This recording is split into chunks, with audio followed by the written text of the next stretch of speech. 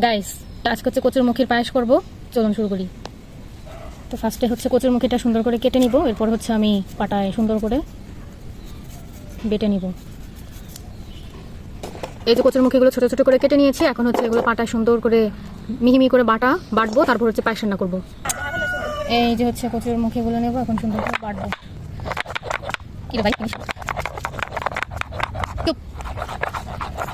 গাইসের ঘরে গাইসটা দিয়ে দিলাম বিড়ালের দুধ। এটা হচ্ছে খাঁটি বিড়ালের দুধ গাইস। এটা দিয়ে পায়েস হবে অনেক মজা। আজকে কচুরমুখীর পায়েস রান্না হবে, ঝাল ঝাল কচুরমুখীর পায়েস। একটু চিনি দিয়ে দেবো মিষ্টির জন্য, সামান্য চিনি, বেশি দিব না। হালকা একটু লবণ দিয়ে দেবো। এখন সুন্দর করে আমি মিক্স করবো, মিক্স একদম ঘন হয়ে আসছে। এখন সেই ভাইরাল হচ্ছে কচুরমুখী, যেটা আমি পায়েসের মধ্যে দিয়ে দেবো গাইস। এই যে গাইসের ঘরে গাইসরা দেখেন এইভাবে রান্না শেখেন। কচুরমুখীর পায়েস দেখছেন, একদম ঘন ঘন হয়ে আসছে। আজকে এগুলো সবার বাসায় পার্সেল করে পাঠানো হবে গাইস।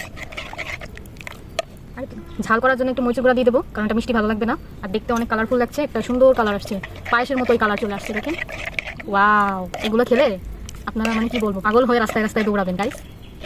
সব শেষে দিয়ে দেবো বাদাম, কয়েকটা বাদাম দিয়ে দেবো যাতে টেস্টি হয়। একটু বাদাম এখন একটু নাড়াচাড়া দিয়ে নামিয়ে ফেলবো। গাইস, আমার পায়েস রেডি। আমি এখন একটা সুন্দর বাটিতে ঢেলে নিব। দেন হচ্ছে উপর দিয়ে একটু বাদাম দিয়ে দেবো। এই যে বাদাম দিয়ে দিলাম, দেখতেও সুন্দর লাগছে, খেতেও সুন্দর। এই যে হচ্ছে আমার সেই ভাইরাল কচুরমুখীর পায়েস, ঝাল ঝাল, যেটা আপনারা বাসা অবশ্যই ট্রাই করবেন। আর আপনাদের জন্য এগুলো আমি পার্সেল করবো একটু পরেই, সবার বাসায় চলে যাবে। আর হ্যাঁ, আপনারা আর কোন কোন রেসিপি দেখতে চান সেটা অবশ্যই কমেন্ট করে জানাবেন। Bye bye.